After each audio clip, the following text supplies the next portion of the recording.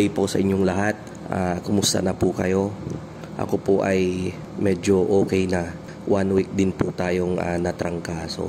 Ayan. Kaya napansin po ninyo na medyo kakaiba pa yung boses natin. Anyway, dito po ako ngayon para i-update ko po yung mga nakakuha, mga nagpabook ng RTL natin for October 16. So, sa inyo po na mga nagpabook, i-inform ko lang po kayo na starting on October 6, ay mag-start na po kaming mag-deliver ng mga RTL ninyo para pagdating po ng October 16 ay i-deliver na natin yung mga RTL sa mga farm ninyo. Yan. Dahil October 19 po kasi mag-uumpisa na po yung kampanya ng barangay election. Kaya pasensya na po kayo dahil mga kampanya po tayo. May 10 days period po. 9 days ba or 10 days period, campaign period. And then by October 30, yun na po yung election day. Maraming salamat po. Nagraran po kasi tayong barangay chairman dito sa aming lugar sa Dagupan City. Thank you po, thank you. May mga nanonood na nagko-comment dyan na good luck daw. Good luck Mang Mag, sabi nilang ganon. Thank you po, thank you. Thank you po sa pag-wish nyo ng good luck sa akin at sa buong team ko rin. Yung mga dadalhan natin ay may Masinloc Zambales. Si Sir Ed Mendoza, kung di ako nagkakamali, 1,500 heads. Si Sir Ed Bundok naman, si engineer, taga Bayambang, 504 heads. Si Sir Harvey Tanglaw, 1,008 heads. Yung iba andun po sa isang listahan ko si Ma'am Naidin Angela Jejumar ba Ripato, sawa niya si Ma'am Naidin Angela, 192 heads diyan sa may San Carlos ba o Aguilar. Yung mga po unahin ko na po kayong deliveran sila Sir Cesar Arce, mga repeat customer natin.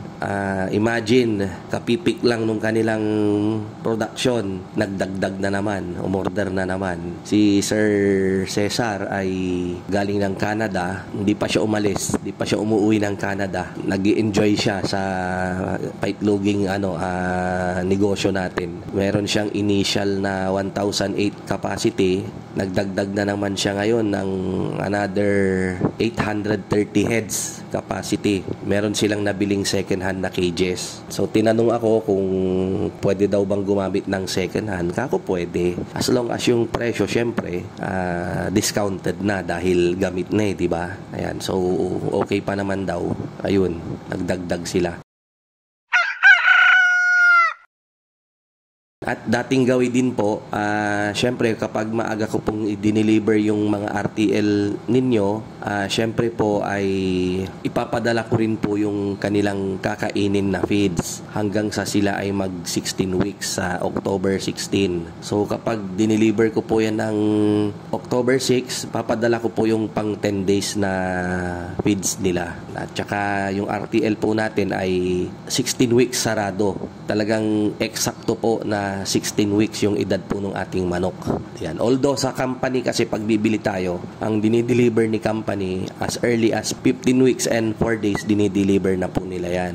Pero tayo saradong 16 weeks para mawala po yung mga pagdududa. Although minsan hindi mo rin maalis yan kasi pag hindi nangitlog ng tamang halimbawa hindi nangitlog ng 18 weeks yung manok natin, magtatanong bakit daw, baka daw hindi ba ganyan. Maraming mga katanungan pero palagi kong sinasabi, yung alaga po natin may buhay. Siyempre kahit nagaano siya kakondisyon nung dumating sila sa inyo, tapos na-stress yan, ganyan. So magkakaroon ng adjustment. So minsan talaga nadidelay din yung kanilang pangingitlog. Although yung mga nakaraan nating dineliver, yung mga nadalhan na rin natin mismo yung nagtataka dahil 17 weeks mahigit lang ay ano na sila, nangingitlog na raw. Nagtataka nga sila. Maaga daw nangitlog yung manok, hindi daw ba magka-problema yung mga ganon, di ba? So, wala pong problema yung ganon. Huwag po kayong mag-alala. Sinagot ko naman sila,